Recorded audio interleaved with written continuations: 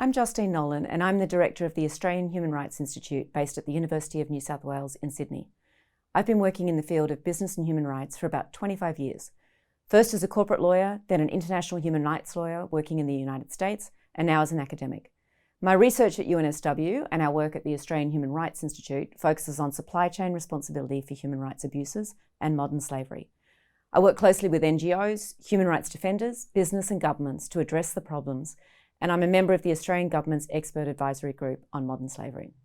So let's talk a little bit about modern slavery, what it is, what's being done to tackle it, and what more needs to be done. It's a global goal to eradicate forced labour, end modern slavery and human trafficking, and eliminate the worst forms of child labour by 2030. As there are currently an estimated 40.3 million people enslaved around the world, that means around 10,000 people need to escape from slavery each day. This is a daunting challenge. In recent years, there's been a dramatic growth in public interest in modern slavery. Prominent figures such as the United Nations Secretary General and Pope Francis have committed to fight what they call this vile crime. Several countries around the world are ramping up efforts to address modern slavery.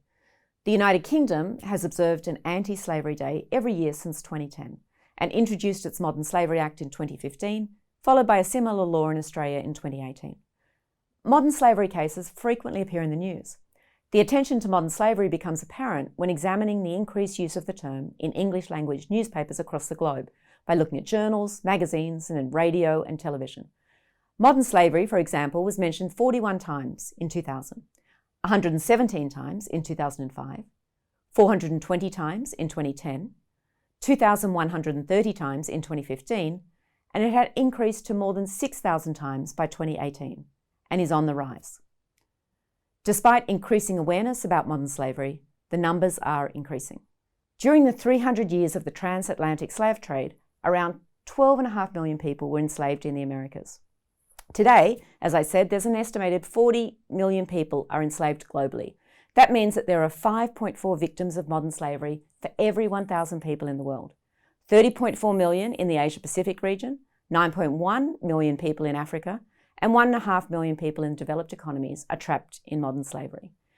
Of those enslaved, the Global Slavery Index estimated that 16 million are exploited in the private economy working in global supply chains. 4.8 million are in forced sexual exploitation, and 4 million people are exploited by their governments. Evidently, slavery has not merely endured in these years, it has thrived. So what is modern slavery? Modern slavery is a non-legal umbrella term that refers to a range of abuses that exist on a continuum of exploitation. Reference to modern slavery commonly includes slavery, servitude, the worst forms of child labour, forced labour, human trafficking, debt bondage, deceptive recruiting for labour, and forced marriage. When we think of modern slavery in global supply chains, one of the more common practices is forced labour, which refers to work performed against people's will under the threat of punishment and may include bonded or indebted labour, when individuals work to pay off a debt while losing control over their working conditions and those repayments. So whether it concerns men coerced into work in construction or on boats harvesting seafood, women being exploited picking cotton for garment supply chains, or children forced to work in mines, the term modern slavery describes the lives and labour of individuals under the oppressive and illegal control of their exploiters, without alternative options available to them. The chains that hold humans today are more often psychological than they are physical. So as I said earlier, modern slavery should be viewed as part of this continuum of exploitation. Such an outlook recognises that people can be exposed to working conditions that gradually worsen, sometimes leading to slavery or slavery-like conditions. There are clear indicators of what makes workers more vulnerable or falling victim to modern slavery, and the ILO has published guidance on this, which includes limited language skills and knowledge of rights, gender, for example, women are vastly overrepresented in modern slavery, migration status, as well as factors such as financial hardship or a history of unemployment. So it's clear that modern slavery happens all over the globe, and it's not restricted to countries in earlier stages of economic development. Thousands of workers in hand car washes across Britain are believed to be victims of modern slavery. Investigations have found issues ranging from wage theft to human trafficking and modern slavery. Similarly, one does not have to travel to Thailand to witness modern slavery in the fishing industry. Migrant workers on Irish trawlers have experienced exploitation, physical abuse, and underpayment. For example, in 2018, Ireland was downgraded by the United States State Department in its annual report on countries' efforts to fight trafficking. In 2019, Ireland came to an agreement with the International Transport Workers Federation, a trade union, to grant migrant workers on Irish fishing ships additional protections. Similarly, fruit pickers in Australia have found to be subject to wide-ranging exploitation, including wage theft, sexual harassment, and coercive control, leading to allegations of modern slavery. All these scenarios describe modern slavery and illustrate that it can take on different forms. It becomes clear that exploitation does not always have to be premeditated or involve human trafficking and captivity, although it may. Rather, these scenarios illustrate the continuum of labour exploitation, the deterioration of labour standards, and the absence of legal recourse, resulting in workers being at the mercy of their employer and leaving them no option than to do what they are told. So what's being done to address this? And here we're going to particularly focus on modern slavery social disclosure laws. The business and human rights regulatory landscape has significantly changed in the last 2 decades, and you can see that there's an emerging mix of initiatives that are both legal and non-legal to address corporate human rights abuses. Some of these have a specific focus on modern slavery and forced labour. The modern slavery laws that are now emerging in places such as the United Kingdom, California, and Australia are building on years of broader initiatives, claiming to address the impacts of the rapid pace of globalisation and its negative effects on working conditions in supplier factories. Many of these early initiatives embodied strong elements of corporate self-regulation and relied heavily on corporate codes of conduct to regulate behaviour. These codes were often developed with limited stakeholder input, and few, if any, included independent or transparent monitoring and reporting mechanisms to assess compliance with international standards. For too long, the impetus for change has depended solely on media attention. For example, in 2010, when employee suicides at Foxconn plants in China garnered significant attention, a number of major electronic companies came under scrutiny for working conditions in their supply chains in factories they neither owned or operated. Companies like Apple, HP, Dell, Motorola, Nintendo, Nokia, and Sony were pushed to take a closer look at their workplace conditions. In 2009, Apple made debt-bonded labour, which is a form of modern slavery, a core violation of its Apple Supplier Code of Conduct and limited any recruitment fees paid by the worker to 1 month's wages. In 2015, to prevent workers being indentured labourers, Apple mandated that workers should not pay any recruitment fees to get a job, even if such fees were legal in the worker's country of origin. In Apple's Supplier Responsibility 2019 Progress Report, it reported that it required its suppliers to repay more than US $610,000 in recruitment fees to its supplier employees.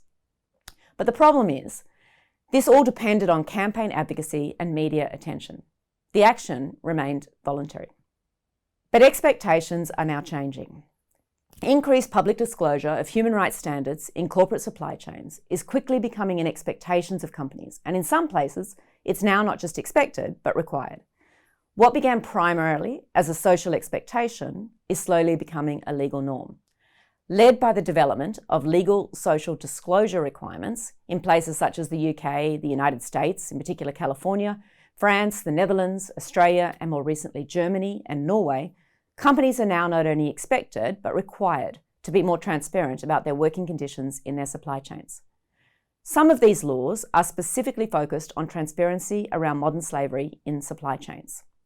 California's Transparency in Supply Chain Act was adopted in 2010 and came into effect in 2012. It was followed by the UK's Modern Slavery Act of 2015 and Australia's Modern Slavery Act of 2018. Each of these laws follows a basic model that requires companies to report on the risks of modern slavery in their supply chains. The California Act requires all retailers and manufacturers with global annual gross receipts of US $100 million or more that do business in California to disclose on their websites any action they're taking to eradicate slavery and human trafficking from its direct supply chain for tangible goods for sale. The required disclosure that be posted on the company's website with a conspicuous and easily understood link to the required information on the website's homepage. While the California law does not impose a penalty on companies for not complying with the law, such laws can be the genesis for other legal actions, which we have seen in California. The UK Modern Slavery Act, passed into law in 2015, works on a similar model to the Californian law. It was the first national law to use the term modern slavery, and it gave it global resonance. The law defines modern slavery to include slavery, servitude, and forced or compulsory labour and human trafficking.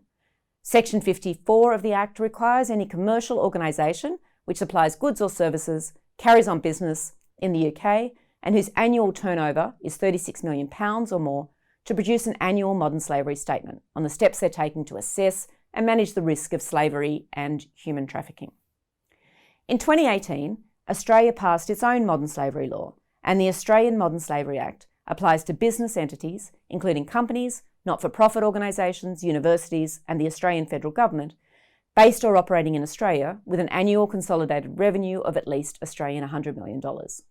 These businesses are required to publish annual public statements, which are approved by their board, detailing modern slavery risks in their operations and supply chains, and the actions they're taking to address and assess those risks, and the effectiveness of their response. The Australian Modern Slavery Act is estimated to capture about 3,000 business entities, and it's the first modern slavery disclosure law in the world to impose reporting obligations on a national government and its agency. The Act improves on the UK law in that it includes mandatory reporting criteria and a central government repository to allow the modern slavery statements to be publicly accessible. Unfortunately, like the UK and Californian Acts, it does not include any real mechanisms for enforcing the law and does not include penalties, financial or otherwise, for non-compliance. Interestingly, like some of its corporate counterparts in the UK, in its submission to the Australian Senate inquiry in the establishment of the law, some companies, such as Nestlé Australia, argued for stronger compliance provisions.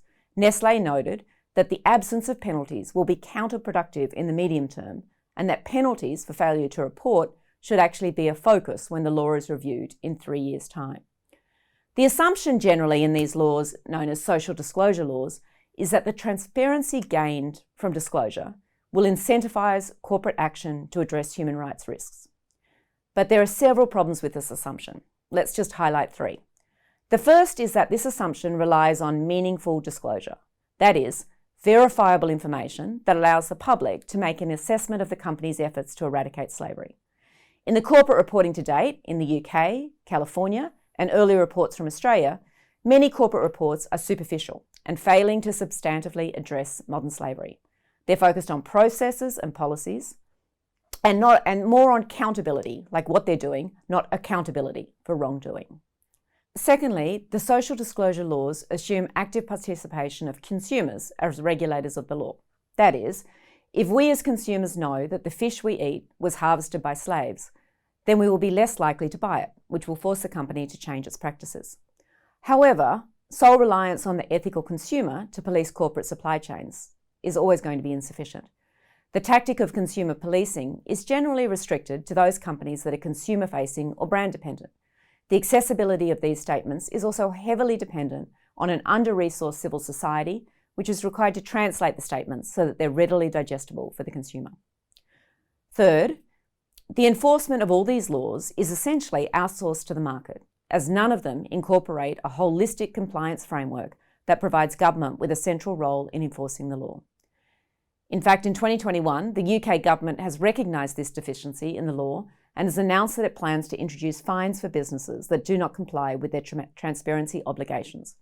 But what is needed here is not just sanctions, but also incentives to encourage companies to comply. So even with refinements in modern slavery reporting regimes, they are inherently limited. They require companies to report rather than to act, and attach only indirect liability for human rights abuses through failures in reporting. The assumption that greater transparency and availability of information about companies' activities will actually translate into both improvements in practice and increased corporate accountability remains a question. Whilst modern slavery disclosures may reveal that companies are adopting or refining policies and practices aimed at addressing modern slavery, it remains to be seen whether these changes in corporate behaviour will actually result in greater respect for worker rights on the factory floor. So the fact remains that revelations about modern slavery pose very uncomfortable truths for business and individuals. Regular revelations about modern slavery show that this practice can reach into every aspect of a company's operations and supply chains, as well as into consumers' lives through our daily consumption. Modern slavery in its various forms is not an abnormality that merely occurs at the fringes of society and in the dark corners of the economy, or something that only takes place in impoverished regions, slowly perpetuated by shadowy figures. It is in fact connected to all of us. The global profits of modern slavery are substantial. Based on an estimate of 21 million people in modern slavery in the world in 2012, the International Labour Organization approximated that US $150 billion in illegal profits are generated in the private economy each year. Given that the estimations of people in modern slavery has nearly doubled since that time, associated profits will have drastically risen as well. While a growing number of companies profess to focus on modern slavery in their own operations and supply chains, there is a considerable gap between theory and practice. The business narrative to align people, planet, and profits is now commonplace, but it's not always accompanied by meaningful action. Too few companies are walking the talk. Even after the introduction of modern slavery laws in some countries, the fight against modern slavery remains largely dependent on corporate volunteerism and self-regulation. We need laws that prioritise not only transparency, but also action and compliance. We need an understanding that corporate culture needs to change to ensure that procurement is based not only on price, but also on the recognition of workers' rights. And finally, we need to prioritise people and recognise all workers, wherever they are, deserve dignity.